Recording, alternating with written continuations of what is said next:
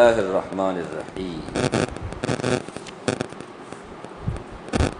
عن انس رضی اللہ عنہ قال قال رسول اللہ صلی اللہ علیہ وسلم من زارنی فی المدینۃ محتسبا کان جواری وکنت له شفیعا یوم القیامہ۔ رسول اللہ صلی اللہ علیہ وسلم کا ارشاد ہے، جو شخص مدینے میں آ کر میری زیارت ثواب کی نیت سے کرے، یعنی کوئی اور غرض نہ ہو، وہ میرے پڑوس میں ہوگا اور میں قیامت کے دن اس کا سفارشی ہوں گا۔ عن ابن عباس رضی اللہ عنہما من حج الی مکہ ثم قصدنی فی مسجدی کتب له حجتان مبرورتان۔ رسول اللہ صلی اللہ علیہ وسلم کا پاک ارشاد ہے، جو شخص حج کے لیے مکہ جائے پھر میرا قصد کر کے ارادہ کر کے میری مسجد میں آئے، اس کے لیے 2 حج مقبول لکھے جاتے ہیں، یعنی اس کے حج کا ثواب دگنا ہو جاتا ہے۔ رسول اللہ صلی اللہ علیہ وسلم کا ارشاد ہے، جو شخص بھی میری قبر کے پاس آ کر مجھ پر سلام کرے تو اللہ تعالیٰ میری روح مجھ تک پہنچا دیتے ہیں، میں اس کے سلام کا جواب دیتا ہوں، میں اس کے سلام کا جواب دیتا ہوں۔ ابن حجر رحمۃ اللہ علیہ مناسک میں لکھتے ہیں کہ میری روح مجھ تک پہنچانے کا مطلب یہ نبی صلی اللہ علیہ وسلم جب بھی کوئی سلام کرتا ہے تو میری روح اللہ مجھے پہنچاتے، اس کا مطلب یہ ہے کہ بولنے کی قوت عطا فرما دیتے ہیں، سلام کا جواب دینے کی۔ وعلیکم السلام، وعلیک السلام، خوش نصیب ہے جسے بھی جواب مل جائے۔ قاضی عیاض رحمۃ اللہ علیہ نے فرمایا ہے، رسول اللہ صلی اللہ علیہ وسلم کی روح مبارک اللہ تعالیٰ کی حضوری میں مستغرق رہتی ہے تو اس حالت سے سلام کا جواب دینے کی طرف متوجہ ہوتی ہے۔ تو روح لوٹانے کا مطلب یہ نہیں روح نہیں تھی، مردے تھے نعوذ باللہ، پھر روح لوٹائی گئی، یہ مطلب نہیں ہے۔ روح لوٹانے کا مطلب یہ ہے کہ رسول اللہ صلی اللہ علیہ وسلم اللہ کی طرف متوجہ رہتے ہیں، خوب متوجہ رہتے ہیں۔ تب جب کوئی سلام کرے تو پھر ظاہر سی بات ہے کیا کرنا پڑتا ہے، توجہ ہٹانی پڑتی ہے، تو پھر اللہ تعالیٰ میری روح کو لوٹاتی ہے، یہ مطلب ہے، توجہ کو ہٹانا پڑتا ہے، یہ مطلب۔ اکثر علماء نے من جملہ ان کے حافظ ابن حجر سے بھی علامہ زرقانی نے نقل کیا ہے، یہ مطلب ہرگز نہیں کہ اس وقت روح واپس آتی ہے، بلکہ وہ تو وصال کے بعد ایک مرتبہ واپس آ چکی ہے۔ تو مطلب یہ ہے کہ میں چونکہ روح میری واپس آ چکی اس کے سلام کا جواب دیتا ہوں۔ تو ایک مرتبہ جو روح قبض ہوئی، اس کے بعد قبر میں آپ تو پھر وہ روح آئی، اب ہے وہاں۔ ہمارا یہی عقیدہ ہے کہ رسول اللہ صلی اللہ علیہ وسلم قبر اطہر میں زندہ سلامت ہے، بلکہ بعض روایت میں تو یہاں پر حضرت نے نہیں لکھا، انبیاء کے نماز پڑھنے کا بھی ذکر ہے قبروں۔ اب ہم لوگ قبر کا وہ 1 فٹ چوڑا 6 فٹ لمبا وہ دماغ میں رکھ کر کے سوچتے جگہ نہیں وہاں کیسا نماز پڑھتے ہیں اے سب۔ تو ہمیں سوچنا چاہیے عالم برزخ ایسی چیز ہے جانے کے بعد میں معلوم ہوگا، اس سے پہلے نہیں۔ عالم برزخ میں ثواب ہونا، عذاب ہونا، یہ سب برحق ہے۔ تو پھر رسول اللہ وہ سمجھ میں آتا ہے کیا؟ کتنے لوگ اس نہیں سمجھ میں آتا، انکار کر دیتے، کہاں ہے ہم نے کبھی دیکھا نہیں، یہاں انگار دیکھا نہیں۔ ارے بھائی وہ جانے کے بعد میں وہ ایک الگ دنیا ہے، آنکھ بند ہونے کے بعد اس کا کیا ہوتا ہے آدمی احساس ہوتا ہے۔ یہاں اگر آپ اپنے آنکھوں سے دیکھنا چاہے تو دکھتا نہیں، اگر دکھیں گا نا، اللہ کے نبی صلی اللہ علیہ وسلم کیا فرمایا، تم لوگ قبروں کو معاف کرنا، تم لوگ مردوں کو دفن کرنا ہی بند کر دو گے، جاؤ گے نہیں بھی قبرستان میں۔ اگر اللہ تعالیٰ مشاہدہ کرنے لگا تو آپ کو دکھانے لگا، اے دیکھو یہ عذاب یہاں ہو رہا ہے، یہ عذاب یہاں ہو رہا ہے، کون بھی بعد میں کافر نہیں رہے گا، پورے مسلمانوں ہو جائیں گے، کیا خیال ہے؟ کون بھی نماز چھوڑیں گا نہیں، پورے فرشتے بن جائیں گے بعد میں، پھر دنیا پھر دارالامتحان کہاں رہا، نہیں سمجھے؟ ایک الگ دنیا ہے، اس دنیا سے ہی ہٹ کر ہے وہ۔ یہاں دکھنے میں وہ قبر ہے، ہم لوگوں کو نظر آتا ہے، لیکن وہ جو جس کے ساتھ جو کیفیت پیش آتی ہے صاحب قبر کے ساتھ، وہ ہم نہیں دیکھ سکتے۔ سمجھ؟ تو بہرحال رسول اللہ صلی اللہ علیہ وسلم زندہ سلامت، سمجھ؟ روح کے واپس آنے کا مطلب ہرگز یہ نہیں کہ آپ روح کی روح دوبارہ لوٹائی جا رہی، بلکہ روح تو آپ کے اندر ہے، مستغرق رہتے ہیں، اللہ کی طرف متوجہ رہتے ہیں، تو بھی توجہ بٹنے کے لیے روح کو کیا کر دیا جاتا ہے، اس طرح یہ مطلب ہے۔ اور یہ نقل کیا گیا، جو شخص رسول اللہ صلی اللہ علیہ وسلم کی قبر مبارک کے پاس کھڑے ہو کر کے یہ آیت پڑھے، ان اللہ و ملائکتہ یصلون علی النبی، اس کے بعد 70 مرتبہ صلی اللہ علیہ کا یا محمد کہے تو ایک فرشتہ کہتا ہے کہ اے شخص، اللہ تعالیٰ تجھ پر رحمت نازل کرتا ہے اور اس کی ہر حاجت پوری کر دی جاتی ہے۔ اللہ اکبر۔ ملا علی قاری رحمۃ اللہ نے لکھا ہے کہ صلی اللہ علیہ کا یا محمد کی جگہ یا رسول اللہ کہے تو زیادہ بہتر ہے، کیونکہ اس میں نام ہے نا، نام لینا بھی ایک طرح سے بے ادبی لگتا ہے۔ ادب کا تقاضا یہ کہ یا محمد کے بجائے یا رسول اللہ کہے۔ علامہ قسطلانی نے شیخ زین الدین مراغی وغیرہ سے بھی نقل کیا ہے کہ یا رسول اللہ کہنا اولا ہے۔ علامہ زرقانی شرح مواہب میں لکھتے ہیں یہ اس وجہ سے کہ رسول اللہ کا نام لے کر پکارنے کی ممانعت ہے، لیکن اگر یہی لفظ روایت میں منقول ہو تو پھر منقول کی رعایت کی وجہ سے ممانعت نہیں رہے گی، کیونکہ روایت میں ایسا ہے، نبی صلی اللہ علیہ وسلم نے خود کہا ہے، تو پھر بولنے میں کوئی حرج بھی نہیں ہے، سمجھ رہے ہیں؟ کیونکہ نبی نے فرمایا صلی اللہ علیہ وسلم کہ مجھے قبر کے پاس آ کر کوئی اس طرح پڑھے۔ اس ناپاک اور ناپکارے کے خیال میں حضرت اپنے بارے میں بولتے ہیں، رسول اللہ صلی اللہ علیہ وسلم کے روضے پر مزوروں کے رٹے ہوئے الفاظ بغیر سمجھے طوطی کی طرح پڑھنے کے بجائے نہایت خشوع خضوع کے ساتھ سکون اور وقار سے 70 مرتبہ الصلاۃ والسلام علیکہ یا رسول اللہ ہر حاضری کے وقت پڑھ لیا کرے تو شاید زیادہ بہتر۔ اب 70 مرتبہ پڑھنے کے لیے دیتے نہیں ہیں، ایک مرتبہ مشکل سے آپ پڑھیں گے، اتنے میں آپ کو وہاں سے ہکالا جاتا ہے، تو اس کے لیے مایوس ہونے کی ضرورت نہیں۔ باہر آنے کے بعد میں پھر اندر جانے کی کوشش مت کرو، وہ لوگ ہٹاتے چھوڑتے نہیں بول کے، ذرا دیوار سے ہٹ کر کے ذرا کریں گے بولے تو وہاں سے بھی ہٹاتے، خالی حاجی حاجی بول کر کے باہر کر دیتے۔ پھر کیا کرنے کا، باہر جا کر کے گنبد کو دیکھ کر کے تصور کر کے پڑھ لے کے رہنے کا، باہر سے نظر آتا ہے، تصور کرنے کا۔ اللہ کے نبی کو درود پڑھ رہا ہوں کیا 70 مرتبہ وہاں پڑھے الصلاۃ والسلام علیکہ یا رسول اللہ، درود پڑھے اللہم صلی علی محمد، کیونکہ ایک مرتبہ ایسا کر کے جانے تسلی ہوتی نہیں ہے نا، ہاں تسلی ہوتی، انہوں بھی بیچارے مجبور ہیں، لاکھوں کا مجمع رہتا ہے، سب کو کنٹرول کرنا، ایک ایک آدمی کو 5-5 منٹ دیے تو کیا ہوئیں گا حالت، ہاں شور شرابہ کتنا ہوگا، جلدی جاؤ بھائی، منجے بھی ہے موقع، ہمارے کو بھی آنے کا ہے، یہاں 10 آدمی کیوں میں کھڑیں گا، ہاں صبر ہوتا نہیں ہم لوگوں کو، میرا سب سے پہلے ہونا بولتے انٹری، چاہے کس میں بھی ہو، کیا خیال ہے آپ، کیا ہوگا سوچو، ہزاروں لوگ آتے رہتے، اس لیے ان کے اوپر ہم خفا نہ ہوں، بیچاروں کے اوپر، وہ لوگ انتظامی لوگ ہیں، اس لیے بولتے جاؤ چل رہا، بعد میں تمہارے کو پورا مدینہ خالی ہے، وہاں رہ کر کے خوب درود پڑھو۔ نہیں، پہلے ایک زمانہ تھا زیارت کرنے والے کم تھے، موقع زیادہ ملتا تھا، وقت زیادہ ملتا تھا، وہ بات الگ، ابھی ویسا نہیں ہے، اب تو طواف کرنے کو بھی موقع نہیں دیتے، آپ کو طواف کرنے کا ہے، عمرہ ہو گیا پھر آپ طواف نہیں کر سکتے، کرے تو مسجد سے کرنا، مطاف میں جگہ نہیں، انٹری نہیں، کیا کرنے کا، بھیڑ اتنا زیادہ ہو جاتی ہے، دم بنتا ہے وہاں، کیا ہوتا ہے، ہاں حالانکہ اتنا کھلا ہوا ہے نا، پھر بھی کیا ہوتا ہے، جو دمہ کا بیمار ہے نا وہ نیچے گرے گا، اتنا رش ہوتا ہے، اس کے لیے ان لوگوں نے بنا، یہ سب انتظام کے لیے ہے، ورنہ ان کو ہمارے سے نفرت ایسا نہیں ہے، اللہ ان کو جزائے خیر دے، جو بھی انتظام کر رہے ہیں وہ سب حاجیوں کی سہولت کے لیے، کیا خیال ہے آپ کا، اللہ جزائے خیر دے۔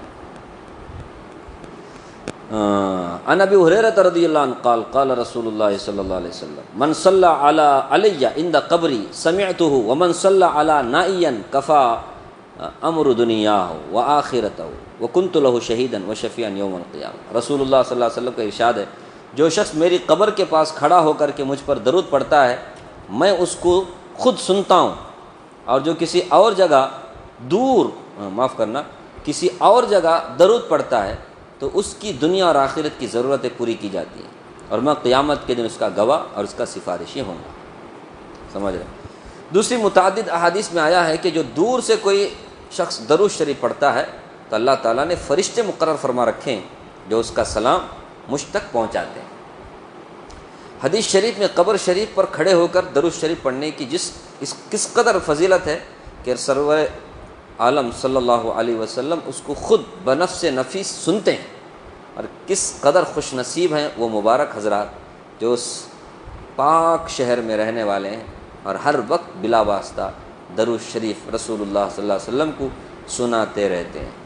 سلیمان ابن نجیم کہتے ہیں کہ مجھے رسول اللہ صلی اللہ علیہ وسلم کی خواب میں زیارت ہوئی، میں نے رسول اللہ صلی اللہ علیہ وسلم سے پوچھا، یا رسول اللہ، یہ جو لوگ حاضر خدمت ہو کر سلام کرتے ہیں آپ کو ان کا علم ہوتا ہے؟ رسول اللہ صلی اللہ علیہ وسلم نے فرمایا، ہاں ہوتا ہے، اور میں ان کے سلام کا جواب دیتا ہوں۔ سمجھے؟ اور رسول اللہ اگر خواب میں آئیں تو اس میں کوئی شک نہیں، کیونکہ رسول اللہ کا بھیس بنا کر کے ابلیس کبھی کیا نہیں کر سکتا، خواب میں آ ہی نہیں سکتا، پکا۔ سمجھے؟ رسول اللہ کی اگر کوئی زیارت کرتا ہے کہ عام مسلمان بھی، اس کا خواب کیا ہے، وہ سچا ہے، اس میں کوئی جھوٹا ابلیس کا کوئی دخل نہیں۔ تو قبر اطہرہ کے پاس اگر کسی کو نصیب ہو جائے بہت اچھا ہے، سنتے ہیں نبی صلی اللہ علیہ وسلم، جواب بھی دیتے ہیں، لیکن مایوس ہونے کی ضرورت نہیں، وہاں جانے ہوتا نہیں کر، دور سے بھی پڑھ سکتے، فرشتے پہنچاتے ہوئے، خوب پڑھنے، خوب پڑھنے۔ اللہم صلی علی محمد وعلی آل محمد۔ عن ابی ہریرہ رضی اللہ عنہ قال قال رسول اللہ صلی اللہ علیہ وسلم لا تشد الرحال الا الى ثلاثه مساجد مسجد الحرام والمسجد الاقصى ومسجد هذا۔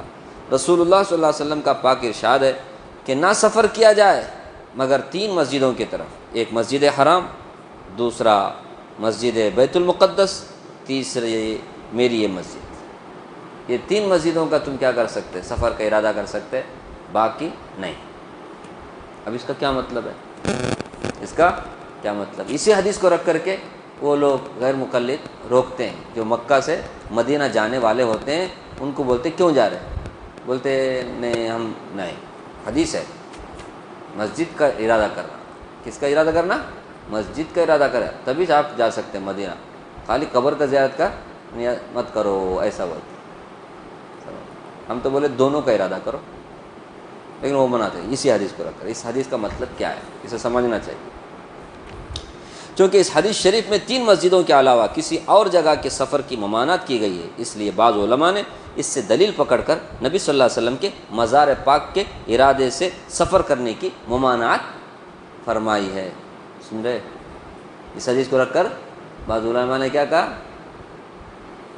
کہ جب مدینہ جاؤ نیت صرف مسجد نبوی کی کرو، کس کی مت کرو، مزار کی مت کرو۔ کیوں؟ رسول اللہ نے منع فرمایا سفر نہ کیا جائے مگر 3 مسجد۔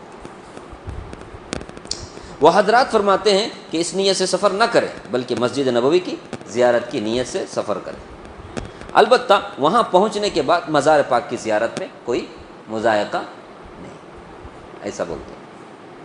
لیکن ایک اس کا بعض علماء، لیکن جمہور علماء کا کہنا کیا ہے، جمہور میجارٹی جس کی زیادہ ہے، وہ جو ابھی سنے وہ مائنرٹی، الپسنکیات۔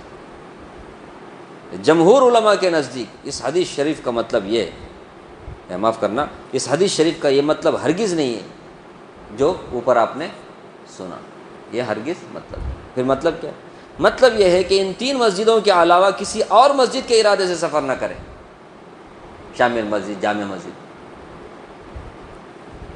اس لیے کہ 3 مسجدیں تو بہت اہمیت رکھتی ہیں، جیسا کہ 6 فصل کی حدیث نمبر 6 میں گزر چکا ہے۔ اس کے علاوہ اور مسجدوں میں کوئی خاص خصوصیت نہیں ہے، سمجھ رہے؟ جمہور کی تائید اس سے بھی ہوتی ہے کہ اس مضمون کی بعض روایات میں خود صراحت موجود ہے، چنانچہ ایک حدیث میں آیا ہے کسی مسجد کی طرف سفر نہ کیا جائے بجز ان 3 مسجدوں کی۔ تو یہ صاف اور واضح ہے کہ خاص شہروں کی مسجدوں کی نیت کر کے سفر نہ کیا جائے، جیسا کہ ہمارے زمانے میں دستور ہے، دہلی کی جامع مسجد میں آخری جمعہ پڑھنے کی نیت سے بمبئی، کلکتہ، ادھر سے ادھر سے لوگ آتے ہیں، آخری رمضان کا جمعہ، وہ جمعۃ الوداع بول کر کے لے اتنا اہمیت دیتے، لاسٹ جمعہ کہاں؟ جامع مسجد دلی۔ یہ محض فضول اور لغو ہے۔ امام غزالی رحمۃ اللہ لکھتے ہیں کہ بعض علماء نے اس حدیث کی وجہ سے علماء صلحاء کی قبروں کی زیارت کے سفر کو بھی ناجائز بتایا ہے، سمجھے؟ 3 مسجدوں کے علاوہ کہیں سفر نہ کیا، تو اس کا مطلب کسی عالم، کسی بڑے اللہ والے کی قبر کی زیارت کرنے کے لیے بھی نہیں جانا۔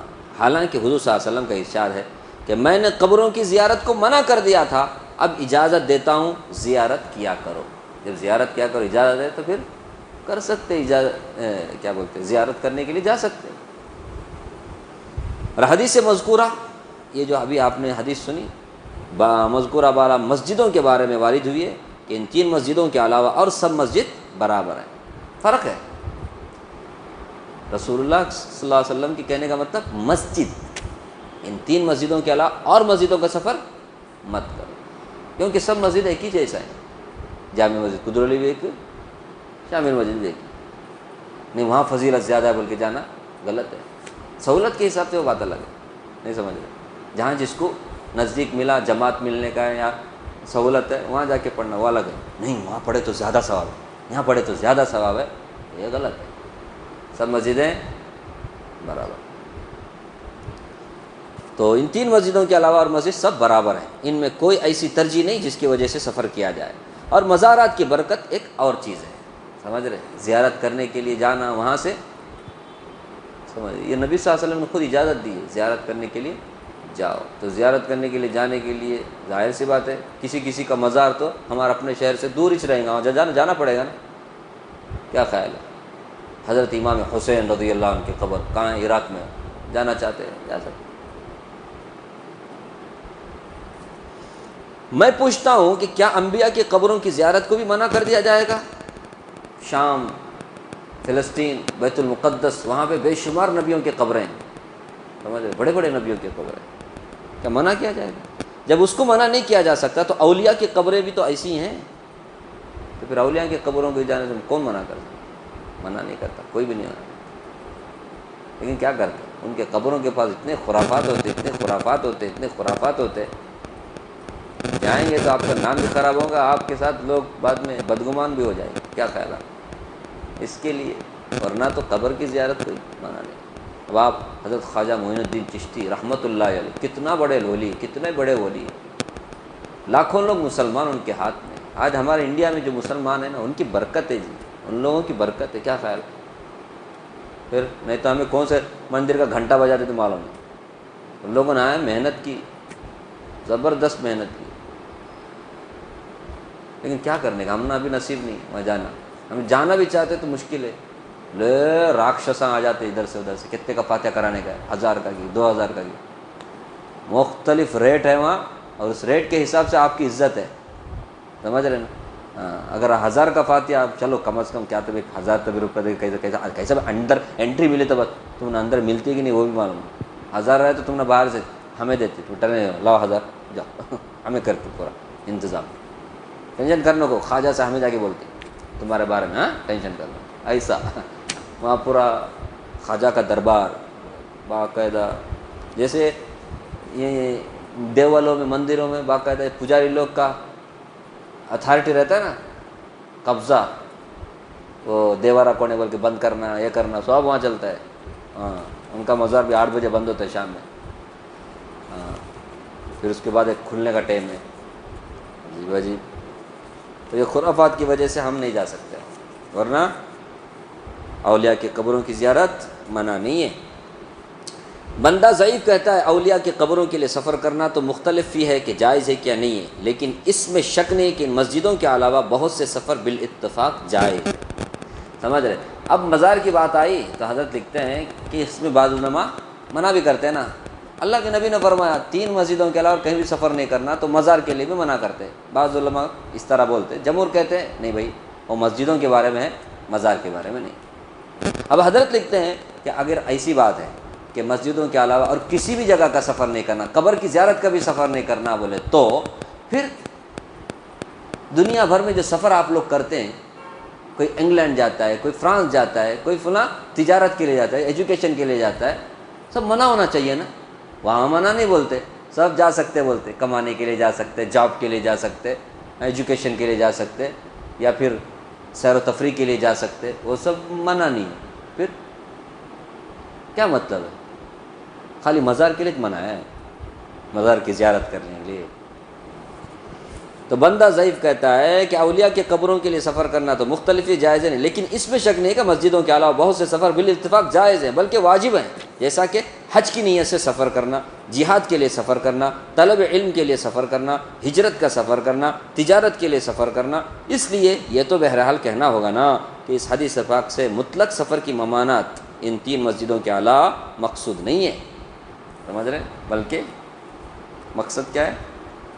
مسجد کی نیت کر کہ مسجد میں ثواب زیادہ، یہ منع ہے۔ صرف 3 مسجد میں ہے فضیلت، مسجد نبوی، بیت المقدس، مسجد حرام، یہ ہوتا ہے۔ باقی بات انشاءاللہ کل اللہ تعالیٰ مجھے بھی آپ کو بھی رسول اللہ صلی اللہ علیہ وسلم کی قبر اطہر کی زیارت نصیب فرمائے۔ ہم میں سے جو لوگ اب تک مکہ نہیں گئے، مدینہ نہیں گئے، حج نہیں کیے، عمرہ نہیں کیے، اللہ تعالیٰ ان کے لیے سہولتیں، آسانیاں مہیا فرمائے، اور جو لوگ گئے ہیں حج کے لیے اللہ تعالیٰ سب کے حج کو قبول فرمائے، دعاؤں کو قبول فرمائے، آمین یا رب العالمین۔ سبحان اللہ بحمدہ، سبحانک اللہم و بحمدک۔